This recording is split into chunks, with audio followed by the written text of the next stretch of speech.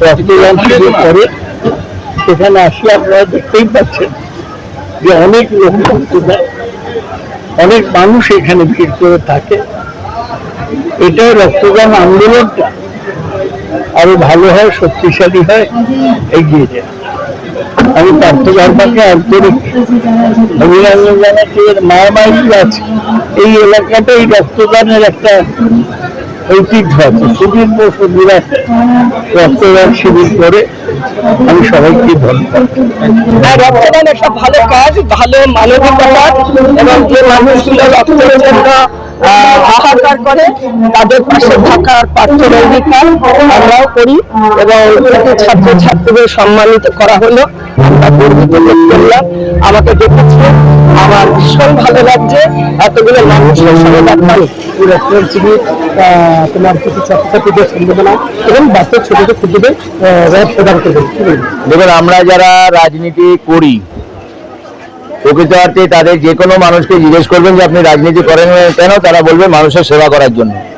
কিন্তু আমি নিশ্চিতভাবে বলতে পারি এই বক্তব্যটা সমস্ত রাজনৈতিক দলের রাজনৈতিক কর্মী নেতার কাছে আপনি শুনতে পেলে একমাত্র মমতা বন্দ্যোপাধ্যায়ের নেতৃত্বে যারা তৃণমূল কংগ্রেসটা করে তাদেরকেই আপনারা দেখতে পাবেন বিভিন্ন ওয়ার্ডে, বিভিন্ন ব্লকে, বিভিন্ন পঞ্চায়েতে এই ধরনের সমাজসেবামূলক কাজ সারা বছর ধরে করেন। কারণ আমরা দেখি বিভিন্ন মানুষ যখন তাদের আত্মীয় পরিজন যখন অসহায় অবস্থায় রক্তের জন্য তাদের চিকিৎসা ব্যাহত হয় তখন তারা আমাদের কাছে দৌড়ে আসে। বিজ্ঞানের প্রভূত উন্নতি সত্ত্বেও আজকে রক্তের কোনো বিকল্প আমরা তৈরি করতে পারিনি। এই ধরনের রক্তদান শিবিরের মাধ্যমেই তার ঘাটতি আমরা পূরণ করতে পারি বলে একটা সামাজিক দায়বদ্ধতা আমাদের আছে। প্রতি বছরই আমরা করি, যদি এবছর নির্বাচনের কারণে অনেকটা দেরি হয়ে গেছে। আজকে আমরা এই রক্তদান শিবির করছি এবং তার সাথে সাথে এবছর আমাদের ওয়ার্ডে যারা মাধ্যমিক, উচ্চ মাধ্যমিক, সিবিএসই, আইএসসি, আইসিএসই বোর্ডে যারা উত্তীর্ণ হয়েছে তাদের সম্বর্ধিত করব। সন্ধ্যেবেলা এই অঞ্চলের কচিকাচাদেরকে আমরা প্রতিবার রথ দিয়ে আমরা রথ এবং ঠাকুর, সেই রথ এবং ঠাকুর তারা আগামীকাল সাজিয়ে এখানে একটা কম্পিটিশন মতো আমরা করি, কে কত সুন্দরভাবে রথ সাজে তার উপর পুরস্কার হয়, এবং প্রত্যেকটা বাচ্চাকে আমরা উপহার দিই। এবং তার সঙ্গে সঙ্গে পথ চলতি মানুষের জন্য ঘুগনি, পাঁপড়, জিলিপি এটার একটু আয়োজন আমরা করি, সেটা এবছরও থাকছে। মমতা বন্দ্যোপাধ্যায়ের আশীর্বাদে, অভিষেক বন্দ্যোপাধ্যায়ের নেতৃত্বে এবং আমাদের এই অঞ্চলে যিনি রাজনৈতিক অভিভাবক, আমাদের রাজনৈতিক গুরু সুজিত বসু, তার আশীর্বাদে প্রতি বছরই আমরা এই ধরনের কাজ করি। এবং আমি মনে করি তৃণমূল কংগ্রেস করতে গেলে আপনাকে সবসময় মানুষের সঙ্গে যোগাযোগ রাখতে হবে, এটাই আমাদের নেত্রীর নির্দেশ, এটাই আমাদের রাজনৈতিক দলের বার্তা, সেটা মেনেই আমরা সারা বছর কাজ করি। সেন্ট্রাল ব্লাড ব্যাংক আমাদের আজকে রক্তটা কালেক্ট করছে। মোটামুটি এক্সপেক্টেড 150 জনের টার্গেট আমাদের আছে। আমরা প্রায় 150 বাচ্চাকে আমরা রথ এবং ঠাকুর দেবো। বার্তা এটাই, তাদেরকে অনেক অনেক ধন্যবাদ, শুভেচ্ছা, অভিনন্দন। কারণ দেখুন, আমরা যে যাই আয়োজন করি না কেন, রক্তদান শিবিরের মূল নায়ক তারাই। তারা যদি নিজেদের শরীরের এই মূল্যবান রক্তটা স্বেচ্ছায় না দান করে তাহলে রক্তদান শিবির কখনোই সাফল্যমণ্ডিত হয় না। এবং এই রক্তটাই জাতি, ধর্ম, বর্ণ নির্বিশেষে, দেখুন আমাদের ক্যাপশনই হচ্ছে এবার জাতি, ধর্ম, বর্ণ বলে করব রক্তদান, মন করেছি বাঁচাবো মোরা আত্মজনের প্রাণ। অর্থাৎ আমার যখন রক্তের দরকার হবে আমাকে ব্লাড ব্যাংকে গিয়ে নিশ্চিতভাবে আমি একটা হিন্দুর ছেলে, হিন্দুর রক্ত বুঝবো না। কোনো মুসলিম বেহাই গিয়ে তার যখন রক্তের দরকার হবে সেখানে কোনো মুসলিম রক্ত বোঝে না, আমরা রক্তটাই খুঁজি।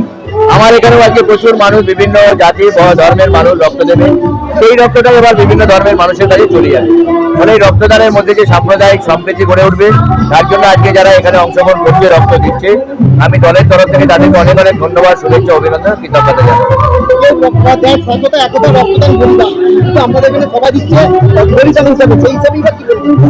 না, নিশ্চিতভাবে দেখুন, বহু জায়গায় রক্তদান শিবির হয়, সেখানে একটা পুরস্কারের ব্যাপার থাকে, উপহারের ব্যাপার থাকে, বিশেষ বিশেষ উপহার।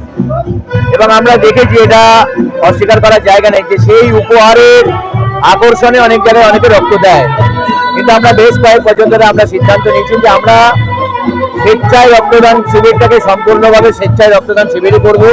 যাদের ইচ্ছা হবে, যারা এই সামাজিক দায়বদ্ধতাটাকে বুঝতে পারবেন, স্বীকার করবেন, আমাদের কথা শুনে তারা আসবেন, তারাই রক্ত দেবেন।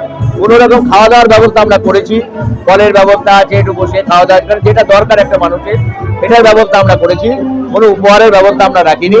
তাই এখানে যারা রক্ত দেবেন, নিশ্চিতভাবে আমি বলতে পারি তারা মন থেকেই স্বেচ্ছায় তারা এই রক্তদানটা করবে। আজকে অনুষ্ঠানে কে কি উপস্থিত হবেন আমাদের যিনি প্রধান এই সমস্ত কর্মকাণ্ডের মূল অনুপ্রেরণাদাতা, যিনি রাজ্যের মন্ত্রী সুজিত বসু, মাননীয় সাংসদ সৌগত রায়ের আসার কথা আছে। বিধাননগরের মেয়র রয়েছেন কৃষ্ণা চক্রবর্তী, আমাদের সাউথ দমদমের চেয়ারম্যান ইন কাউন্সিল যারা রয়েছেন বা চেয়ারম্যান রয়েছেন কস্তুরী চৌধুরী, ভাইস চেয়ারম্যান নিতাই দত্ত সহ আমাদের বিধাননগর এবং সাউথ দমদমে বিভিন্ন কাউন্সিলররা আসার কথা আছে।